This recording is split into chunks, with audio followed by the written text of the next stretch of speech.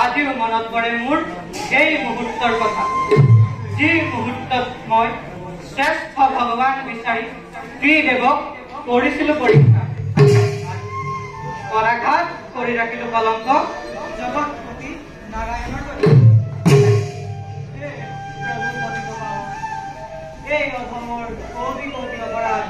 কৰিব পাৰি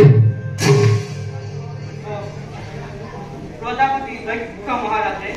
নিজ দুবিতাক পাতিছে হয় নিমন্ত্ৰিছে সকলোকে দেৱানীদেৱ মহাদেৱৰ বাহিৰ এই যজ্ঞ পদাবিটো নহব ভোগিব লাগিব দক্ষ ইয়াক উচিত কৰি না ময়ো যাব লাগিব সেই স্বয়ম্বৰ সভাত